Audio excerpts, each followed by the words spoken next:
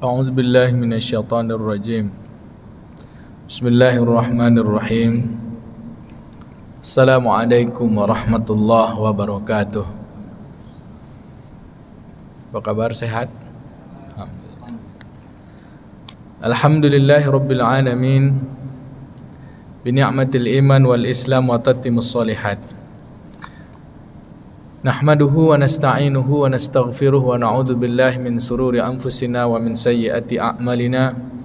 Man yahdihillahu fala mudhillalah wa man yudlilhu fala hadiyalah. Asyhadu an la ilaha illallah al-malikul haqqul mubin wa asyhadu anna Muhammadan 'abduhu wa rasuluhu shadiqul wa'dil amin. Allahumma salli wa sallim ala sayyidina wa nabiyina Muhammadin wa ala alihi wa sahbihi ajma'in wa man tabi'ahum bi ihsanin ila yaumiddin. Allahumma rabbi israh li sadri wa yassir li amri wahlul 'uqdatam min lisani yafqahu qawli.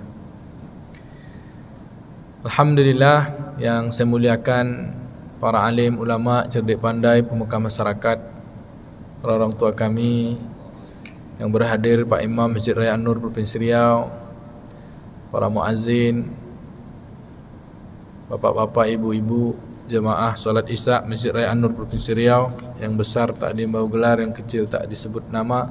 Semoga kita semua senantiasa dalam rahmat dan kasih sayang Allah. Alhamdulillah, malam hari ini malam pertama dari kajian kita, kajian rutin setiap pekan kedua, membahas kitab yang berkaitan dengan petunjuk sunnah dan adab Rasulullah sallallahu alaihi wasallam fi kulli yaum, atau adab wa sunnah Rasulullah sallallahu alaihi wasallam fi kulli yaum, dari kitab yang ditulis oleh Maulana atau guru kita Syekh Ali Mahfuzi rahimahumullah.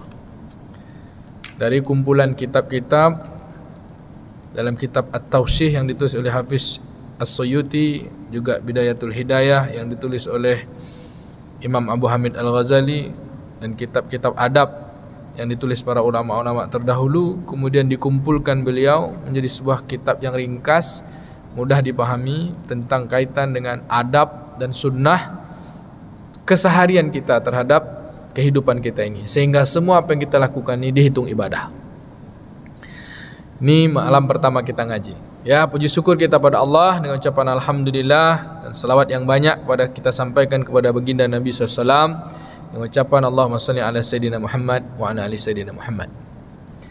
Sebelum kita mulai membaca kitab adab ini, tentu kita beradab dulu dalam majlis, ya nak?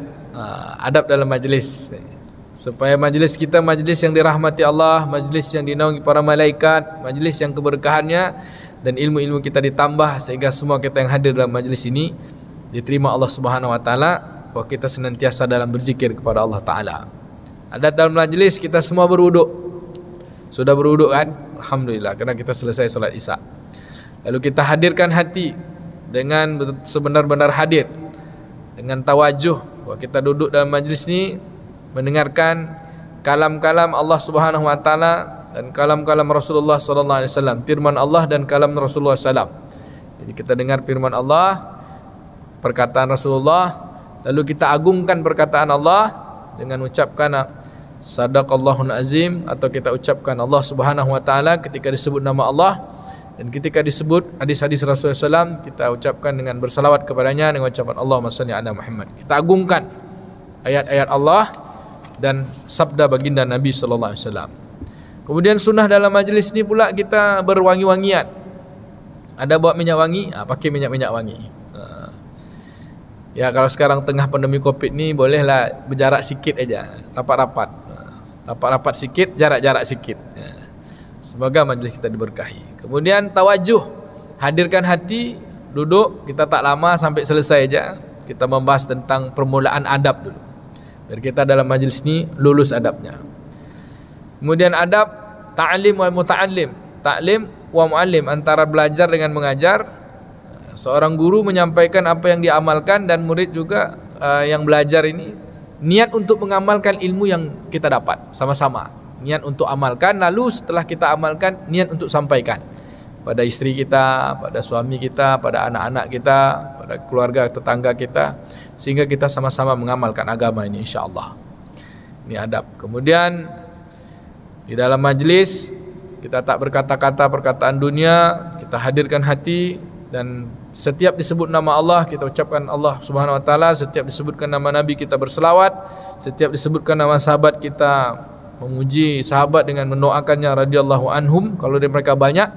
Kalau mereka satu radhiyallahu an, kalau dia laki-laki radhiyallahu anhu, kalau dia perempuan radhiyallahu anha. Dan ketika majlis selesai nanti kita tutup dengan doa kifarah majlis. Ucapannya nanti kita baca nak. Kalau kita baca sekarang sudah selesai nih ngaji. Dan terakhir setelah majlis ditutup nanti kita makan sate.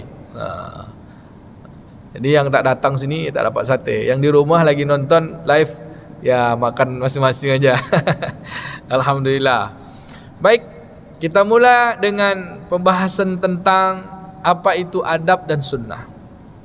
Pengertian adab, kemudian bagaimana pula adab itu dia menjadi sunnah, lalu apa fadilah adab, keberuntungan, keutamaan orang yang mengamalkan adab, kemudian apa-apa saja pembagian adab, lalu bagaimana pelajaran adab yang kita pelajari sehingga kita dapat mengamalkan untuk kehidupan kita sehari-hari.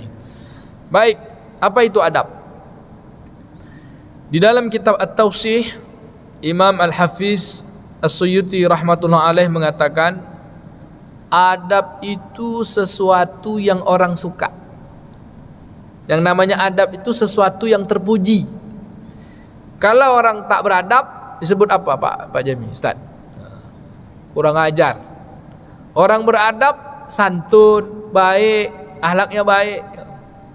Kalau orang tak beradab disebut kurang ajar. Tak beradab itu akan gitu, kasar jadinya. Dalam kalam hikmah disebutkan, ada yang menyebut ini hadis tapi tak temu dalam kitab hadis, tapi ini perkataan qaul yang berkaitan dengan adab yang luar biasa. Apa qaulnya? Al-adabul fauqil ilmi. Adab itu di atas ilmu. Orang berilmu tak beradab, tidak indah dengan ilmunya. Kalau profesor, doktor ya, punya ilmu banyak tapi kurang adab, ini orang berilmu kurang ajar. Tetapi orang yang biasa-biasa saja ilmunya, mungkin tamat sekolah rakyat, tapi begitu adab dipegang, diamalkan, lalu orang ini punya luar biasa, dipuji oleh manusia, dipuji insya-Allah oleh penduduk-penduduk langit juga. Jadi adab ini di atas ilmu. Sehingga kata ulama pula, orang yang beradab itu walaupun dia tak berilmu, mereka ini cerminan orang berilmu. Bagaimana mungkin seorang yang beradab tak punya ilmu? Karena dia sendiri sudah mengamalkan adab, berarti mereka paham dengan apa yang mereka lakukan. Maka orang Minang bilang, orang beradab nih, orang Minang, orang Melayu, paham katona nampek. Nah, ini dia. Ba'a kato mandaki. Itu bahasa Minang kok, ya kan? Kalau bahasa Melayu macam mana kita bercakap sama orang yang di atas. Macam mana kata mendaki, macam mana kata menurun, macam mana kata mendatar, macam mana kata melereng. Nah ini nih. Kato mendaki, kato menurun, kato mendata, kato melereng. Dan ini adalah pendidikan adab, filosofi terhadap adab. Yang luar biasa lagi, kita punya pepatah, punya filosofi dalam budaya Melayu, budaya Minang juga. Pentingnya belajar adab, kecil terajar-ajar, besar terbawa-bawa, tua terubah tidak. Kalau kecil diajarkan baik, makin besar nanti insya Allah dia makin baik akhlaknya. Ketika udah tua, maka inilah dia cerminan kebaikan. Kalau di kecil diajarkan adab tak baik, besar tak baik, terbiasa, maka sudah tua sulit untuk merubah ketidakbaikan itu. Maka kecil diajarkan adab. Kita tahu orang Melayu dulu kecil-kecil diajarkan tak boleh ngomong pakai aku. Sekarang udah enak aja orang bercakap pakai aku. Betul tak? Aku mak udah kecil pakai aku. Nah, ini kan live streaming nih. Mana yang ngomong pakai aku, berhentilah pakai aku lagi. Kita orang Melayu dari dulu pakai nama. Kalau sama orang tua, mak, saya, hamba, nama saya Asril, mak, Asril nak makan, gitu kan. Nah, mak, Zulkarnain, si Jul nak makan, mak. Kalau saya panggilan sayang saya Nain, panggil mak saya, mak, Nain nak minta makan, macam gitu. Ini tak mak, aku. Ini salah satu bentuk adab yang kurang adab. Bapak Ibu yang dimuliakan Allah Subhanahu wa taala, orang tua kami, ayah bunda, hadirin yang dimuliakan Allah Subhanahu wa taala, itu contoh-contoh yang keseharian hari ini sehingga adab ni mulai lama-lama makin tergerus, terdegradasi, makin kurang ya. Maka kalau sudah kurang adab, sudah kurang terpuji. Kalau sudah kurang terpuji, bisa apa kita disebut? Kalau sudah kurang terpuji, jadi orang tercela, nanti takut kita kan. Kalau tak terpuji ya tercela. Kalau tercela jadi terlaknat. Nauzubillah min zalik. Baik, kita bahas nih.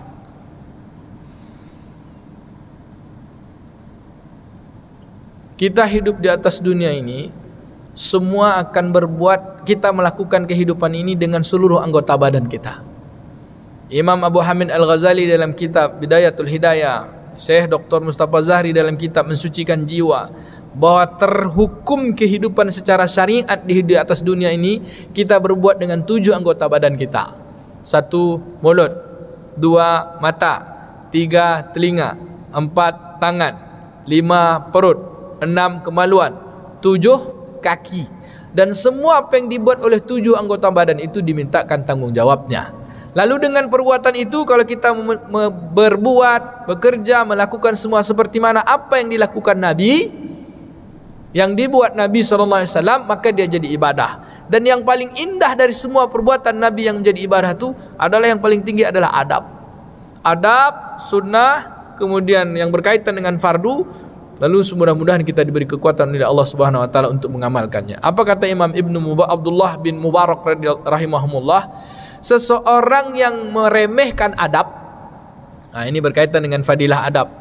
Seseorang yang meremehkan adab, maka Allah Subhanahu wa taala akan remehkan dia nanti mengamalkan yang sunat. Kalau sudah Allah remehkan, kalau dia sudah diremehkan mengamalkan yang sunat, sudah sepele terhadap yang sunat, maka nanti dia akan sepele pula dengan amal yang wajib. Kalau sudah dia menyepelekan amal yang wajib, maka nanti dia tak bisa mendapatkan ma'rifat. Dalam bahasa kitanya seperti ini. Kalau seseorang sudah meremehkan yang adab, kemudian dia akan diremehkan Allah untuk melaksanakan yang sunat. Kalau sudah dia remeh yang sunat, nanti dia akan remeh mudah mengamalkan yang wajib. Kalau sudah remeh yang wajib, bisa tercabut tuh hidayah. Bisa tercabut hidayah. Bagaimana mungkin dia menjadi seorang yang dekat dengan Allah Subhanahu wa taala kalau dia meremeh-remehkan hal yang berkaitan dengan adab? Maka apa kata ulama? Imam Abdullah bin Mubarak, jangan sebut seseorang itu dekat sekali dengan Allah. Taklah mungkin orang itu bisa mengatakan dirinya dekat, kekasih Allah, setia dengan Allah, waliullah, tapi dia masih meremehkan adab. Contoh apa? Dia mengaku wali Allah tapi masuk masjid kaki kiri. Dia mengaku wali Allah, maaf, wali Allah tu orang sangat dekat sama Allah Ta'ala, tapi masih kencing berdiri. Dia mengaku wali Allah Subhanahu wa Ta'ala, tapi dia masih ngerokok, ya kan? Walaupun kata bilang merokok makruh kan Allah tak suka. Masa wali Allah masih hal-hal yang begitu gitu. Maka kaitan adab ini adalah sesuatu yang paling indah, yang paling Allah sukai. Sehingga dengan apa yang dia lakukan ini sudah terpuji dia di hadapan Allah. Mudah-mudahan dia juga terpuji di hadapan penduduk-penduduk langit. Kemudian penduduk bumi pun suka dengan orang-orang yang dengan tinggi adabnya ini, insyaAllah. Mudah-mudahan kita semua ya, amin. Maka kalau kita lihat, ulama menyebut bahwa semua apa yang dilakukan oleh Nabi SAW itu indah, terpuji. Dengan semua yang terpuji itulah adab. Maka kata Nabi, man ahya sunnati faqad ahabbani. Siapa yang menghidupkan sunnahku, yaitu cara hidupku, adab-adab apa yang dilakukan Nabi menjadi sunnah, kebiasaan Nabi menjadi sunnah kita ikuti. Ada yang sunat hukumnya, ada yang wajib, ada yang mubah. Lalu kita ubah, kita ikut semua itu menjadi yang sunnah. Dan dengan adab-adab maka dia jadi ibadah. Kata Nabi, man ahya sunnati, siapa yang menghidupkan sunnahku, faqad ahabbani, berarti dia mencintai aku. Wa man ahabbani kana ma'i fil jannah, siapa yang mencintai aku, sungguh ia bersamaku di dalam surga. Bapak-bapak mau masuk surga tak? Mau kan? Mau masuk surga sama Nabi tak? Mau kan? Nah, maka kita hidupkan apa yang menjadi kebiasaan Nabi. Nabi makan seperti ini, kita makan seperti Nabi, kita minum seperti Nabi. Kalau solat, puasa, zakat, haji, dah jelaslah kita ingin seperti Nabi semua. Sehingga 24 jam kehidupan kita ni seperti kehidupan apa yang telah dikerjakan oleh Nabi SAW secara kontekstual. Bahkan kalau kita bisa ikut secara tekstual, jauh lebih dahsyat lagi. Mana dalilnya? Surah Ali Imran ayat 31. Apa kata Allah Subhanahu wa taala? A'udzubillahi minasyaitonirrajim. Qul in kuntum tuhibbunallah fattabi'uni yuhibbukumullah wa yaghfir lakum dzunubakum wallahu ghafurur rahim. Katakanlah, kata Allah Ta'ala, wahai Muhammad, kepada semua orang-orang beriman, kalau kalian mencintai Allah, ikuti aku. Nabi suruh ngomong sama kita, kalian mencintai Allah? Ya, kita jawab gitu kan? Cinta sama Allah? Cinta kan? Kita jawab ya. Ya. Lalu bagaimana cara mencintai Allah? Kata Nabi, fattabi'uni, ikuti aku. Apa hadiahnya? Yuhibbukumullah wa yaghfir lakum dzunubakum. Maka kalian akan dicintai Allah. Kalian dapat cintai Allah, dosa-dosa kalian diampuni, kesalahan-kesalahan kalian dihapuskan oleh Allah Ta'ala. Wa yaghfir lakum dzunubakum, diampunkan dosa, dihapuskan kesalahan. Wallahu ghafurur rahim. Sungguh Allah Maha Pengampun lagi Maha Pengasih Penyayang. Maka keren kita kalau ngikut Nabi. Maka kita tak berdosa seperti mana Nabi. Dapat sayangnya dan cintanya Allah Subhanahu wa Ta'ala. Keren tak, Pak? Keren tak, Dek? Antum mahasiswa kedokteran? Bukan. Saya lagi nunggu-nunggu masuk kedokteran, katanya mau datang. Yang datang nih mahasiswa nih live, yang mahasiswa FK kedokteran ambil mata kuliah agama, yang hadir sini bisa dapat A nih agama ini. Sebagai iklannya tak? Baik. Kemudian Allah Subhanahu wa Ta'ala menyampaikan kepada kita tentang pentingnya kehidupan Nabi untuk kita contoh pada surah Al-Ahzab ayat 21. Apa kata Allah? A'udzubillahi minasyaitonirrajim. Laqad kana lakum fi Rasulillahi uswatun hasanah liman kana yarjullah wa zakarallaha katsira. Sesungguhnya pada diri Rasulullah itu ada uswatun hasanah. Apa uswatun hasanah? Bang Farizal, apa uswatun hasanah? Uswatun hasanah itu contoh tauladan yang baik. Tetapi bukan sekedar baik, setiap kita contoh pasti dapat pahala. Pada diri Nabi itu ada contoh yang kalau kita contoh dapat pahala. Misalnya apa yang kita contoh? Yang paling keseharian aja, minum, makan, masuk masjid, pakaian, ngomong. Laqad kana, sungguh, betul-betul lah, tak bisa lagi. Sungguh pada diri Nabi itu terdapat uswatun hasanah, contoh yang kita ikuti. Uswah itu semua kehidupannya. Ketika dia anak-anak, ketika dia remaja, ketika dia kaya, ketika dia susah, ketika dia menjabat menjadi ahli ekonomi, ketika dia memiliki harta. Semua suasana kehidupan itu uswah kalau kita contoh itu uswah. Tapi kalau qudwah, kata ulama, qudwah itu hanya bagian-bagian saja. Maka pada diri Nabi itu uswah, semuanya. Dalam semua kondisi kita contoh dia. Maka semua yang kita contoh dapat pahala. Mau nak dapat pahala? Mau kan? Maka kita contoh Nabi. Maka apa kata Allah Ta'ala? Liman kana yarjullah, bagi orang yang ingin berjumpa dengan Allah. Maka kalau kita ingin bertemu dengan Allah, yang Allah ridho kepada kita nanti di yaumul akhir, maka syaratnya adalah mencontoh Nabi. Orang-orang yang mencontoh Nabi, orang-orang yang mengikut Nabi, orang-orang yang menghidupkan sunnah Nabi, orang yang beradab seperti mana Nabi, maka adalah orang-orang yang sangat menginginkan keridhaan Allah, perjumpaan dengan Allah Subhanahu wa Ta'ala. Wa dzakarallaha katsira, dan mereka berzikir yang banyak kepada Allah. Ada ulama menyebutkan kalau disebut wa dzakarallaha katsira berarti semua yang kita contoh dapat pahala tu, kita ni dihitung berzikir kepada Allah. Sehingga semuanya, walaupun kita tak menyebut, tak banyak kita mengucapkan zikir, terucap zikir, tapi kerana kita melakukan semua dengan seluruh anggota badan kita tadi, mengikut Nabi, maka kehidupan kita tu dihitung sedang berzikir. Contoh yang paling indah apa? Berjenggot. Jenggot sunnah Nabi. Kita ngamalkan jenggot kerana Nabi berjenggot misalnya kan. Lalu selama jenggot bergantung di leher tu, tidur kita, makan kita, sedang tidur kita dihitung berpahala terus. Masuk kamar mandi pun kerana dia masih berjenggot, jenggotnya dihitung pahala. Maka 24 jam selagi jenggot dihitung pahala. Begitu. Berpakaian menutup aurat, kerana ini kita niat untuk mengikut Nabi sallallahu alaihi wasallam, maka selama berpakaian, pakaian itu melekat ke badan, maka selama pakaian itulah kita berpakaian itu dapat pahala, dihitung berzikir kepada Allah. Keren tak bang? Keren kan? Lanjut sikit lagi tak? Kita tak usah lama-lama, nanti lewat dia kena gugus covid pula ya. Perut lapar nak makan sate ni kan. Kalau ngaji ada intermezzo sikit lah. Baik.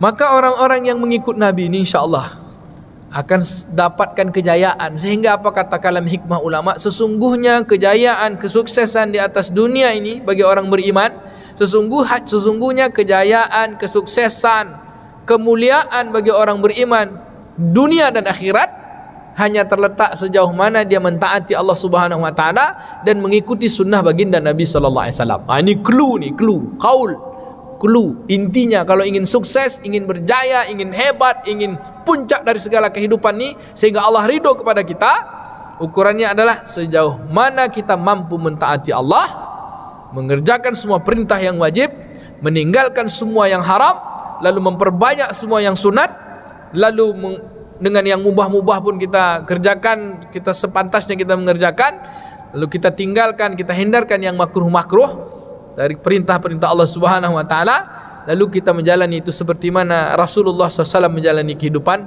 maka kita akan mendapatkan kejayaan, mendapatkan kesuksesan. Siapa mereka? Mereka itulah orang-orang takwa. Mudah-mudahan kita semua insyaallah. Amin. Baik.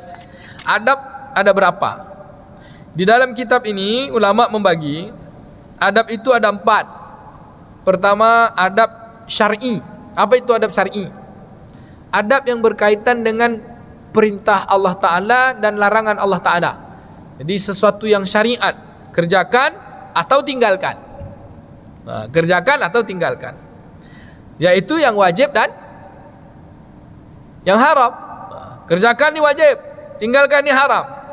Yang wajib kita usahakan untuk banyak-banyak sempurnakan, yang haram kita tinggalkan semua. Tarkul ma'asi, tinggalkan maksiat, lalu kerjakan yang baik-baik, gitu. Amalun soleh. Yang kedua, adab yang berkaitan dengan adab tabi'i, ittiba, yaitu mengikut sesuatu yang kita ikut. Misalnya sifat-sifat yang berkaitan dengan mengikut sifat kedermawanan, sifat pemberani, yang berkaitan dengan tabi'i. Kemudian adab yang ketiga yaitu adab kasbi. Apa itu adab kasbi? Adab yang berkaitan dengan memahami ilmu bahasa, bertutur kata, ilmunya nahu dan lughah. Ada ilmu nahu sharaf itu, nahu lughah. Kalau kita tengok manuskrip kerajaan Melayu di kerajaan Siak Sri Indapura di Istana Siak, ada tulisan tahun-tahun 18 sekian, itu bahasanya indah. Setiap kata itu ada sampiran, ada isi, ada sampiran, ada isi. Macam baca puisi, tapi sedap dibaca. Sekarang kita kalau membaca tulisan kita ini, kadang-kadang kita sendiri pun tak sedap membaca ya. Begitu, karena bahasa kita tak indah. Bercakap pun kita tak indah. Sesikit nak ngamuk aja ya. Macam mana nak indah? Sesikit nak marah aja. Maka orang dulu bertutur kata dengan indah, dengan kata-kata peribahasa. Baru cakap sekali orang minta tambah cakap. Sekarang baru cakap sekali orang tak nak dengar kita bercakap lagi. Begitu parah ya cakap kita. Na'udzubillah. Begitu kita kurang adab bercakap ya tak? Yang keempat ada namanya adab sufi. Apa itu? Adab yang berkaitan dengan menjaga hati, menjaga panca indera, menjaga nafsu kita, menjaga hati kita untuk senantiasa tawajuh kepada Allah Subhanahu wa taala. Bahwa Allah memperhatikan dari setiap apa yang kita kerjakan. Allah mengetahui dari setiap apa yang kita perbuat. Mudah-mudahan kita lulus hidup dunia ini insyaallah. Amin. Baik, di dalam kitab ini dibahas dari 4 adab tadi. Adab yang berkaitan dengan perintah dan larangan, adab yang berkaitan dengan kita mengikut perbuatan Nabi, yang berkaitan dengan sifat-sifat, kemudian adab yang berkaitan dengan tutur kata, berbicara, kemudian adab yang berkaitan dengan membersihkan jiwa, dibagi dengan 5 pembahasan. Pertama, adab yang berkaitan dengan ibadah. Minggu depan boleh, bulan depan boleh bawa catatan ya kan. Yang catat nanti kita ada ujian semester. Yang lulus dapat A, ya kan? Kasih nilai nanti LCMA, lulus ceramah Masjid Agung An-Nur. LCMA kan lulus ceramah Masjid An-Nur. Bapak Ibu yang dimuliakan Allah Subhanahu wa taala. Sampai mana tadi lupa pula awak ya tak? Adab yang berkaitan dengan ibadah. Pertama, adab yang dijelaskan, adab berkaitan dengan ibadah. Adab dibahas itu tadi. Dalam buku ini dibagi 5. Penjelasan untuk menjelaskan yang 4 tadi ini dibagi 5. 1, adab yang berkaitan dengan ibadah, perintah dan larangan syariat agama. Yang kedua, adab yang berkaitan dengan adat. Apa itu adab berkaitan dengan adat? Adat yang keseharian kita. Misalnya, kalau adab ibadah tadi, adab istinja, adab toharoh ya, berwudu, bersiwak, mandi, junub, tayamum, misalnya masuk masjid, azan, iqamat, solat, imam dengan makmum, solat sunnah dan padilahnya, kemudian bagaimana kita sedekah, zakat, bagaimana melaksanakan puasa, bagaimana puasa sunnah, bagaimana melaksanakan haji, bagaimana melaksanakan umroh, bagaimana membaca Al-Quran, bagaimana berdoa. Ini kaitannya dengan syar'i, ibadah. Lalu ada adab yang berkaitan dengan adat. Apa itu adat? Keseharian yang berkaitan dengan tidur, bangun tidur, apa lagi? Pakai pakaian, pakai sandal, masuk keluar rumah, naik kendaraan, berjalan kaki, ya kan? Adab dalam rumah, adab keluar rumah, adab makan, adab minum, adab nengok gereja. Ada adab nengok rumah ibadah selain ibadah Islam, selain masjid. Ada adabnya. Adab tidur, adab motong kuku, adab mencukur kumis, adab berjenggot, adab dengan bulu badan, adab potong rambut, ada. Adab pakai cincin, adab bepergian, adab berobat. Pernah tak kita belajar tu kan? Belum kan? Ini keren kitab ni. Kita ni sembarang kalau berobat aja kan. Tapi entah berobat macam mana. Kalau main bepergian tu tak pakai adab. Yang penting bungkus baju, masuk tas, masukkan tas, masuk mobil, langsung berangkat aja. Pakai adab. Sehingga berjalan kita, kalau kita bepergian berjalan, kalau dengan adab, maka sepanjang perjalanan tu kita dihitung berzikir. Ini tak, masukkan kain dalam buntel, dalam tas lah. Main pergi ya. Tak ada adab perjalanannya. Main pergi aja. Gitu gak pakai cincin. Cincin, pakai cincin tak? Mana letak cincin? Oh, tak pakai cincin sebenarnya. Macam mana meletakkan cincin? Ni yang berkumis-kumis ni macam mana adab berkumis? Yang berjenggot macam mana adab jenggot? Adab tidur, adab dalam rumah dan sebagainya. Kemudian yang ketiga ada namanya adab yang berkaitan dengan muamalah. Satu yang ibadah, yang kedua adat yang berkaitan keseharian, yang ketiga adab berkaitan muamalah. Apa itu? Yang berkaitan dengan kegiatan sosial dan ekonomi. Pinjam meminjam, utang mengutang, ya kan? Kemudian jual beli, janji menjanji. Ini kita kadang main jual beli, tak tahu riba, ya kan? Tak tahu dilarang Allah Ta'ala, kita bilang bagus juga. Ada saya yang kemarin jemaah bilang, Ustaz, saya punya utang 70 juta. Utang tu sudah lama, tapi tak sanggup jawab membayar cash. Lalu dengan hutang itu saya kasih untuk dia, sebelum hutang itu saya lunasi, saya pinjamkan rumah ini. Selagi saya belum lunas membayar hutang, maka sewa rumah ini ambillah sama yang punya piutang. Tetapi hutangnya tak dipotong. Boleh tak tu? Boleh tak? Tak boleh lah. Kalau dia menerima rumah tu sebagai sewaan padahal kena hutang tak sanggup bayar, itu udah bunga itu. Udah riba itu. Harusnya apa? Harusnya dipotong hutang. Berarti bunga. Ini hutang 70 juta juga kan? Kalau misalnya seperti itu mau, ya bagaimana caranya Islam mengatur? Misalnya kalau hutang 70 juta 10 tahun yang lalu, ketika kita mau lunasi, konversikan dengan emas. Berapa nilai emas ketika saat ini, supaya kita tak merugikan dia, kita pun tak rugi. Ini kita bayar tiap bulan, tapi tak terhitung bayar bunga aja. Dosa lah yang nerimanya. Yang mengasihnya semoga tak terhina, bukan terhina, tidak terzolimi dia. Kasihan dia kan, sudahlah berhutang, dijilat, diisap terus, hutang dia tak lunas-lunas. Yang kayak gitu kan banyak kita tuh sekarang tuh. Banyak tak? Adalah gitu. Dah lapar dah? Belum kan? Saya lapar nih. Lapar dah? Belum ya? Lanjut. Sikit lagi. Kemudian yang berkaitan dengan yang keempat, ada yang berkaitan dengan muasyarah. Muasyarah ni tak banyak orang paham nih. Ada orang paham kata muasyarah, tapi tak paham bab penjelasan tentang muasyarah. Muasyarah tu dulu waktu abang-abang nikah, masih ingat tak Ustaz Jamie, perjanjian sirat taklik kan?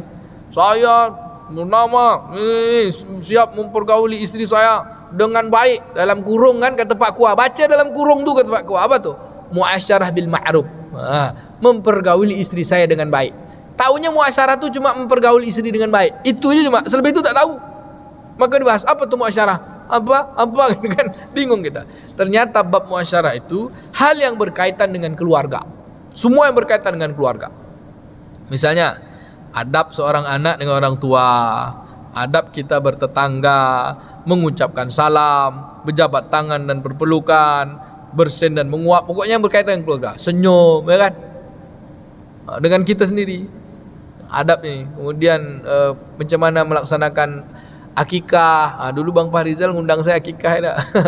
Anak dia akikah. Bagaimana adab akikah, macam mana adab khitan, macam mana adab walimatul arus yang berkaitan dengan keluarga. Macam mana menulis surat itu.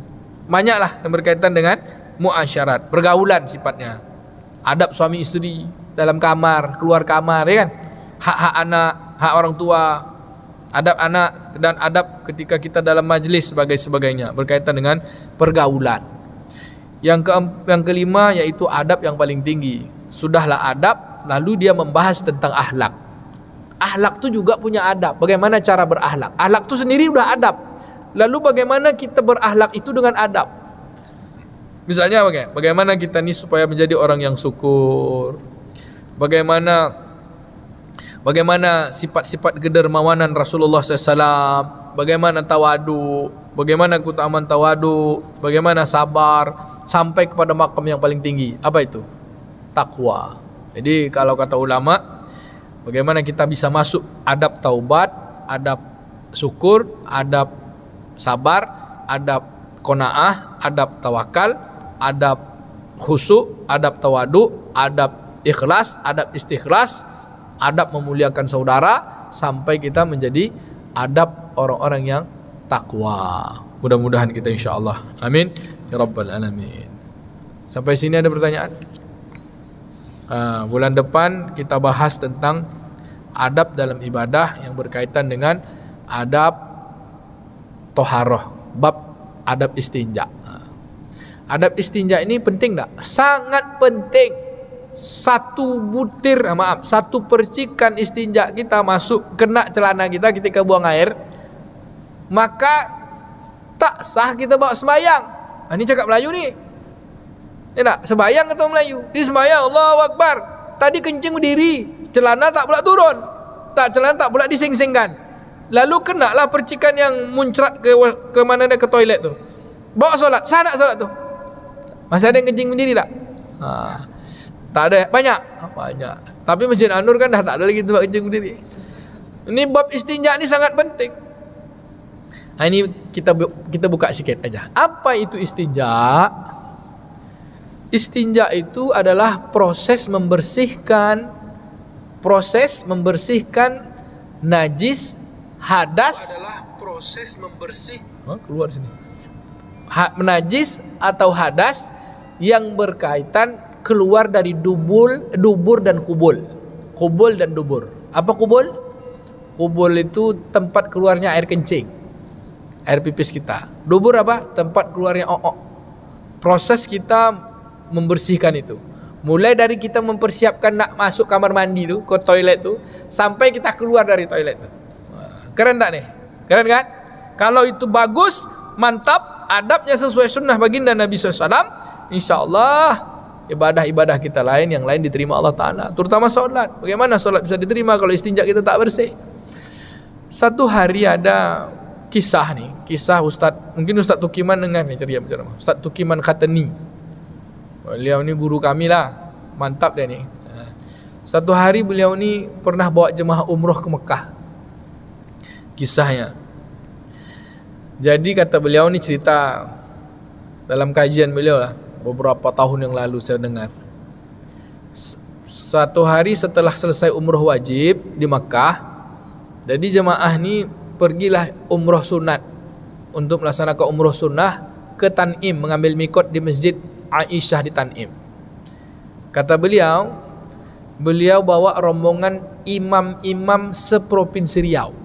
Hadiah umroh dari Pak Gubernur waktu itu, Pak Rusli Jainal, tahun 2012 tak salah saya. Lalu apa kisah beliau ni? Ini imam-imam yang dibawa ni, imam-imam satu kabupaten provinsi di Provinsi Riau. Sampai di Masjid Tan'im waktu umroh sunat, mengambil mikot waktu solat asar sampai.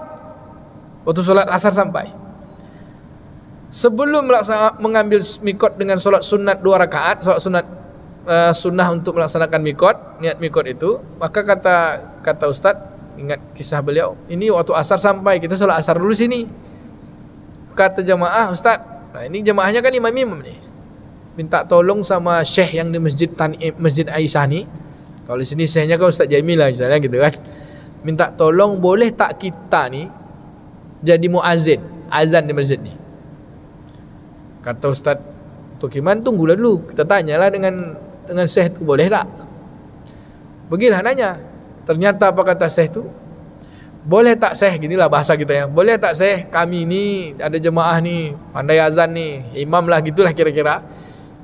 Untuk azan di sini, nak azan di masjid ni, boleh tak? Kata syekh, boleh aja azan, tapi ada syarat. Apa syaratnya? Tidak kencing berdiri. Khilaf saya, semenjak balik tak apa. Pokoknya kalau seorang yang mau azan sini, dia tak pernah kencing berdiri.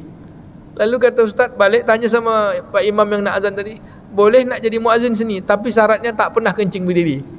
Mundurlah. Rupa tempat awak imam pun kencing berdiri, kecuali Imam Masjid Raya An-Nur lah. Kenapa begitu? Karena orang kalau kencing berdiri ni dianggap masih ada najis. Ketika dia kalau kencing berdiri kan gini nih, kandung kemih kita. Lalu ketika kalau kita kencing jongkok kan kandung kemih kita terbuka.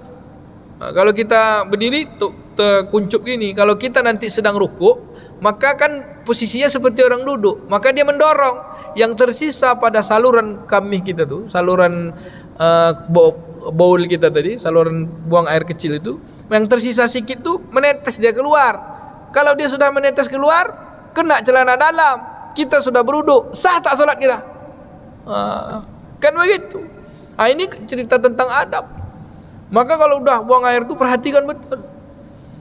Nah, sampai sini kaji kita. Minggu depan kita bahas secara detail tentang adab istinja. Ini kita malam ini menjelaskan apa itu adab, kemudian bagaimana apa saja keutamaan-keutamaan adab, dan orang yang beradab ini luar biasa, Pak. Orang beradab itu tinggi sekali. Allah suka dengan mereka dan pun manusia pun suka. InsyaAllah adab ini sangat tinggi. Adab inilah yang didatangkan Nabi SAW, diutus atas dunia ini kan. Kata Allah Ta'ala, sungguh engkau diutus untuk menyempurnakan akhlak, kan gitu. Ya kan gitu. Tidaklah aku diutus, kata Nabi SAW, kecuali untuk menyempurnakan akhlak. Dan Nabi adalah rahmat dari sekalian alam. Sampai sini ada pertanyaan? Pas ya? Bulan depan kita sambung. Setiap Senin, Selasa, Rabu, Kamis ini ada kajian. Minggu depan sama Ustaz Anab sama Ustaz Anapi, bab kajian juga berkaitan dengan amal-amal Ahlus Sunnah wal Jamaah, insyaAllah. Mohon maaf atas segala kurangan. Terima kasih segala perhatian pada Allah Subhanahu wa taala. Saya mohon ampun. Mari kita tutup dengan doa kifarah majlis. Astaghfirullahalazim, nastaghfirullahalazim. Subhanakallahumma wa bihamdika, nasyhadu an la ilaha illa anta, nastaghfiruka wa natubu ilaik. Wa sallallahu ala nabiyyina Muhammadin wa ala alihi washabihi ajma'in. Walhamdulillahirabbil alamin. Wassalamualaikum warahmatullahi wabarakatuh.